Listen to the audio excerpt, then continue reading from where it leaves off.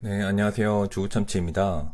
오늘은 은퇴가 임박한 부모님을 대신해서 평생 노후를 걱정 없이 지낼 수 있는 현금 흐름을 얻기 위한 ETF를 찾아보고 투자해도 될지 확인해 보려고 합니다. 오늘 정말 중요한 내용을 담았으니까 꼭 끝까지 시청 부탁드리겠습니다. 정말 요즘에는 그야말로 커버드콜 전성시대입니다. 미국에서뿐만 아니라 그걸 모방한 한국판 커버드콜 ETF가 정말 수도 없이 재탄생하고 있는데요. 제가 최근 커버드콜에 관심을 갖기 시작했습니다. 그 이유는 연금 계좌에서 코덱스 미국 배당 커버드콜 액티브를 투자하고 있는 것도 있지만 최근 부모님께서 은퇴를 앞두시고 제가 옆에서 하는 주식을 보면서 관심을 가지고 곧 있을 은퇴 준비를 하고 싶다. 너에게 돈을 줄 테니 관리를 해달라 요청을 받았습니다. 그래서 최근에 정말 고민이 많고 지금도 어떤 투자가 최적의 포트폴리오가 될까 고민 중인데요. 어머니는 60대 초반, 아버지는 70대 초반이십니다. 어머니는 정년이 연장돼서 65세에 은퇴 예정이고요. 아버지는 자영업자시라 좀 더 하실 수 있긴 한데 현실적으로 어머니와 같이 은퇴를 하기를 원하십니다. 상황에 따라 이건 달라지겠죠. 어쨌든 아버지와 어머니가 안정적 노후를 지내기 위해서 이제 정말 준비를 해야겠다 생각하시고 저에게 부탁을 하셨는데요. 목표는 안정적인 현금 흐름을 얻으면서도 내가 가진 총 자산을 지켜갈 수 있는 투자였습니다. 물론 개별주 고배당주를 투자하는 것도 방법이긴 한데 부모님의 자산은 보수적으로 접근해야 하고 지키는 것에 목적이 있기 때문에 개별주의 위험 부담을 가져가긴 어려우니까 ETF 중에 찾는 것이 낫다고 판단했습니다. 나이가 들수록 더 보수적으로 접근하는 것이 원칙이긴 한데 그 상황에서도 현금 흐름을 높이기 위해서는 역시 커버드콜만한 상품이 없다는 결론이 있었는데요. 그래서 오늘은 커버드콜에 대한 이해와 ETF 추천으로 커버드콜 파헤치기를 해보려고 합니다. 가장 먼저 커버드콜이 무엇인지에 대해서 정의부터 알고 시작을 해야 할 텐데요. 주식을 보유한 상태에서 그 주식에 대한 콜옵션을 매도하는 전략을 커버드콜이라고 합니다. 옵션이란 의미는 미리 정한 가격에 주식을 사고 팔 수 있는 권리를 뜻하는데요. 가끔 뉴스에 어딘가에서 스톡옵션이라고 들어보셨죠? 애플 한 주에 대한 만원의 스톡옵션을 받았다 표현합니다. 이 말은 언젠가의 미래 시장 기준 주가가 15,000원이 됐을 때 1만원으로 주식을 살 수 있는 권리를 뜻하는데요. 그럼 시세 차익을 5,000원을 얻을 수 있는 거잖아요. 이것처럼 옵션이라는 의미 자체가 특정 가격의 매수 매도 권리를 말합니다. 여기서 콜은 사다는 의미이고 풋은 팔다는 의미니까 살 권리를 매도한다는 의미로 보시면 됩니다. 그리고 단순히 옵션에 매도만 하는 것이 아니라 그 옵션의 기초가 되는 주식도 보유하고 있죠. 주식을 보유하면서도 콜옵션을 매도한다고 해서 커버드콜이라고 합니다. 커버드콜은 기초자산과 콜옵션을 가지고 있는 구조인데요. 기초자산은 지수가 될 수도 있고 개별 종목이 될 수도 있습니다. 여기서 이제 설명을 드려볼 텐데요. 내가 애플 한 주를 만원에 살 수 있는 권리가 있다고 가정하겠습니다. 그리고 옵션 비용 1,000원에 구독자분들에게 이 권리를 매도한 것이죠. 그럼 매수자는 1,000원의 비용을 낸 것입니다. 주가가 올라갈 때 못 올라간다는 것이 여기서 나오는데요. 내가 가지고 있는 애플 주가가 13,000원이 될 때 난 실제 옵션 프리미엄 1,000원만 수익을 얻었으니까 3,000원의 기회 비용이 생기는 것입니다. 반대로 주가가 9,000원이 되면 옵션 매수자는 옵션 행사를 하지 않을 거죠. 그러니까 실제 내가 보유한 애플의 가치가 9,000원이 되어서 1,000원을 손해봤지만 옵션 가격으로 1,000원을 벌었으니 주가 하락에 손해를 메꾸게 됩니다. 이렇게 해서 하락장의 방어가 된다는 의미인데요. 하지만 주가가 정말 깊게 하락하면 애플이 만약 5,000원이 되면 어떨까요? 4,000원 손해죠. 등락이 아니라 정말 미친 듯 빠진다면 그냥 주식을 들고 있는 것보단 1,000원 덜 손해를 봤지만 비슷하게 폭락을 하는 것은 똑같은 원리입니다. 반대로 상승은 아무것도 가질 수 없고 그냥 손가락만 빨고 있어야 하는 것이겠죠. 여기서 콜옵션은 매수한 사람은 13,000원이 된 주식을 권리를 당연히 행사하겠죠. 그럼 주가 수익을 만원짜리가 13,000원이 됐으니까 3,000원을 벌었습니다. 30%를 벌었죠. 하지만 아닙니다. 콜옵션 매수자는 만원이 아니라 1,000원으로 이 옵션을 매수한 것이기 때문에 실제로 1,000원을 투자해서 3,000원을 번 것이죠. 그럼 200% 수익이죠. 정말 대박난 것인데요. 커버드콜 ETF는 옵션 거래를 통해서 수익을 창출해서 기초자산에서 나오는 배당금 플러스 옵션 프리미엄으로 얻은 수익을 통해서 우리에게 높은 분배금을 주는 것입니다. 참고로 여기서 옵션 프리미엄을 1,000원으로 가정하긴 했는데 기술주나 개별주 그리고 그 안에서도 최근 주가 급등락한 주식들은 옵션 가격이 다 다릅니다. 그렇기 때문에 옵션 가격이 더 높은 것을 찾아 ETF들이 지수보다는 오히려 개별 핫한 종목들을 옵션 매도해서 높은 분배금을 유지하고 있는 것인데요. 그리고 전체 자산에서 옵션 전략의 비중도 뭐 10%냐 20%냐 이런 것도 결국 능동적으로 펀드 매니저가 정하는 것이죠. 커버드콜이라고 했죠. 기초 자산을 들고 있습니다. 그리고 모든 걸 옵션 매도만 하는 것이 아니고요. 제피나 제피큐도 펀드 매니저가 능동적 관리를 진행하는데요. 편의상 큐디보라고 얘기하겠습니다. 디보의 나스닥 기술주판이라고 보면 되는데 24년 8월에 상장한 정말 따끈따끈한 따끈따끈한 성장과 배당을 동시 추구하는 ETF입니다. 이상하죠? 커버드콜은 주가 상승이 제한된다고 하지 않았나? 했지만 기존의 커버드콜의 한계를 벗은 2세대라고 해야 할까요? 3세대라고 해야 할까요? 그런 새로운 종목들이 출시되고 있는 것인데요. 최근 디보의 한국판 코덱스 미국 배당 커버드콜 액티브가 핫한 것도 주가 상승을 같이 하기 때문인데 이런 액티브적 성격 때문에 그렇습니다. 보통의 지수형 투자보다 개별 주식들을 보유하고 옵션 매도를 진행함으로써 옵션 수익 극대화, 기초 자산의 보유로 혹은 옵션 미실행으로 상승할 때도 같이 주가 수익을 누릴 수 있는 것입니다. 그래서 높은 인컴을 유지하면서도 주가 성장도 어느 정도 할 수 있는 부분인데요. 분배금도 중요하지만 역시 주가가 하락해서 내 팔다리 잘라서 분배금 주는지 확인해 봐야겠습니다. 일단 주가를 보겠는데요. 상장한 지 얼마 되지 않았기 때문에 시간을 두고 지켜볼 필요는 있습니다. 25년 연초 대비 수익률을 비교해 봤는데요. 최근에 핫한 QQQI를 비롯해서 JPQ와 나스닥 기반의 커버드콜과 실제 QQQ와 같이 비교를 해봤는데요. 올해 기준 QD보의 주가 수익률은 5%입니다. 나스닥이 10% 올랐는데 QD보는 5%가 올랐죠. 분배금은 어떨까요? 8월 누계 기준 1.8불을 지급했는데요. 그럼 현재가 기준으로 봐도 누계 배당 수익률이 6.4%인데 토탈 리턴 기준으로는 QQQ를 능가하는 수익입니다. 우리는 물론 현금 흐름이 중요하기 때문에 인컴을 중시하고 그냥 빼서 쓰는 개념이긴 하지만 그 인컴을 위해 내 자산이 줄어드는 것은 막아야겠죠. 액티브한 펀드이긴 하지만 정말 엄청난 성과를 보여주고 있습니다. 그리고 가장 놀라운 건 서두에 커버드콜 설명을 드릴 때 주가가 깊이 하락하면 하락 방어가 안 된다고 했죠. 역시나 하락할 때 나락을 갔습니다. 그런데 가장 놀라운 건 회복력인데요. 전고점을 회복해버렸습니다. 이 부분이 저는 가장 의미있게 보고 있는 것인데요. 다른 커버드콜 ETF가 전고점을 돌파하지 못한 반면에 QD보는 돌파해버렸죠. 하락장에 똑같이 하락하는데도 회복력은 누구보다 좋다는 것이죠. 이 부분 때문에 당장 현금 인컴이 필요한 60대 은퇴자 분들에게는 희망같은 ETF입니다. 물론 그만큼 변동성이 커진 것도 단점이긴 하지만 QQQ가 무조건적인 미래의 자산 우상향을 그린다고 믿는다면 배당을 받으면서 그 변동성을 견뎌가면 될 일입니다. 확실히 지금까지의 성과에서도 내 자산이 깎일 위험보단 상승할 기회가 크겠구나 하고 믿음이 생겼는데요. 이제 더 디테일하게 QD보 커버드콜 상품을 알아보겠습니다. 최근 월배당 기준 연 환산 시 12%의 배당률입니다. 엄청난 성과죠. 물론 최근에 배당이 높아졌기 때문이고 전장에서 봤듯이 8개월 누계로 6.4%였으니까 적게는 8%, 많게는 10% 정도 선에서 배당이 지급될 것으로 생각됩니다. 커버드콜을 볼 때 요즘 핫한 게 ROC죠. 리턴 오브 캐피털의 약자로 내 자본을 통해서 프리미엄을 지급했느냐가 관건입니다. 이게 이슈가 된 게 커버드콜보단 일드맥스 울티 같은 ETF 때문이겠죠. 보면 자본 지급이 97%로 나옵니다.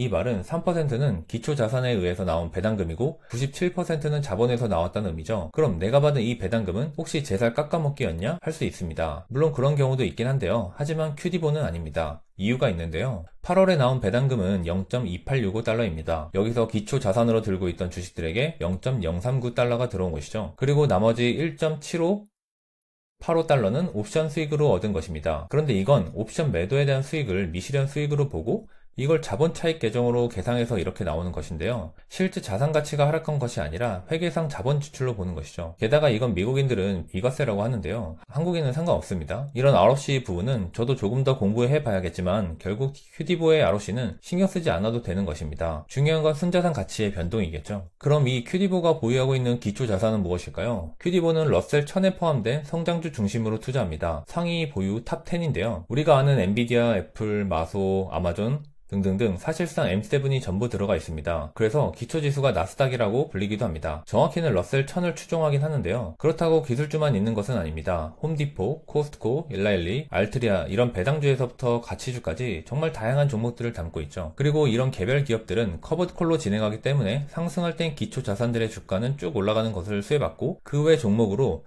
옵션 매도를 통해 배당금을 지급하죠. 기초자산이 80%를 유지하기 때문에 이런 상승장 수혜를 얻을 수 있는 것입니다. 물론 이 80%가 고정값은 아닌데요. 정말 액티브한 펀드이기 때문에 펀드 매니저의 판단에 따라 달라지겠죠. 그럼 러셀 1000에서 어떤 종목들을 선정하는 것일까요? 일단 기본적으로 성장주입니다. 그러다 보니까 나스닥과 혼동하시는 분들이 있긴 한데요. 티커도 사실 Q라고 해서 QQQ의 나스닥이라고 생각하죠. 물론 투자 자산의 내용은 거의 나스닥 집중판입니다. 수익 성장, 현금 흐름, 실적, 경영진 능력 등 다양한 기준을 세워서 종목을 투자하고 있는데요. 그리고 성장주를 20개에서 40개를 보유하며 투자하죠. 지금은 총 종목수로는 43개를 보유하고 있는데 애초에 목적 자체가 0에서 2%의 낮은 기초 배당률 기준으로 잡고 옵션 수익으로 4%에서 6%를 잡고 있습니다. 그럼 배당 수익으로는 적게는 4%, 많게는 8% 사이를 타겟으로 한다고 보면 되겠죠. QQQI가 14%에 달하는 배당률인 것을 비교하면 상대적으로는 낮습니다. 큰 차이점은 자본 차익에 중점을 두고 있다는 것이겠죠. 기술주 중심으로 자본 차익을 목적으로도 하기에 변동성이 일반 커버드콜과 다르게 심한 편입니다.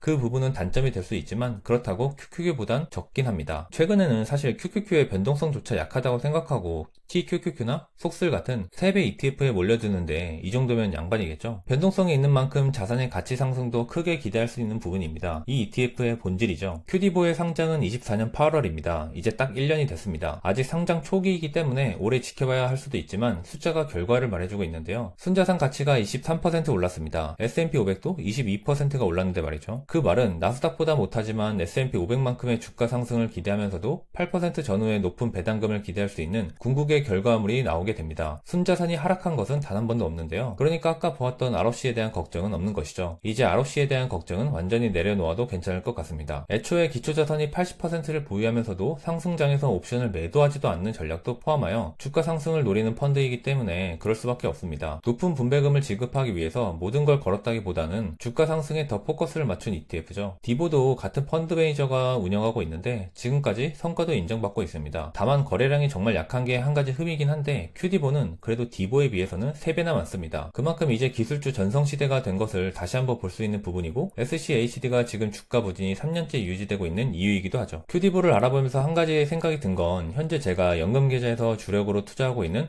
코덱스 미국 배당 커버드콜 액티브가 있는데 이건 디보의 한국판입니다. 최근 자금 유입이 수천억이 빠르게 들어오면서 엄청난 인기를 누리고 있는데요. 저도 5천만원 투자해서 매월 50만원의 배당을 받고 있습니다. 오피스텔 월세 수입 수준으로 얻고 있죠. 한국판도 미국판 못지않게 꾸준히 주가가 상승하면서도 배당도 10% 수준을 주고 있습니다. 투자를 안 할 이유가 없겠죠. 다만 이건 디보의 한국판이니까 이런 인기에 힘입어서 QD보의 한국판도 나오지 않을까 생각하고 있습니다. 지금의 추세상 사실 이 정도 인기면 아마 나오지 않을까 확신하고 있는데요. 그럼 어떻게 나올지 모르겠지만 현재 코미커를 QD보의 한국판으로 교체하는 것도 고민이 될 것 같습니다. 커버드콜 ETF 그리고 QD보 같은 이런 ETF는 어떤 분이 투자를 해야 할까요? 인컴도 원하고 자산도 지키고 싶은 분들에게 딱입니다. 이걸 예전엔 욕심이라고 했었는데 이제는 정말 팩트로 유지할 수 있게 되었습니다. 나스닥을 투자하고 싶지만 배당이 아쉬웠던 분들에게 그리고 10%가 넘는 고배당이 아니라 8% 정도의 인컴으로도 괜찮으신 분이나 그러면서도 내 자산이 깎이지 않고 상승하길 바라시는 분들에게는 거의 해답에 가까운 ETF입니다. 변동성은 감수해야 할 부분이긴 하죠. 하지만 아까 말했듯이 나스닥이 우상향할 것이라고 믿는 분들에게는 이 변동성도 크지 않을 것이라고 저는 생각하고 있습니다.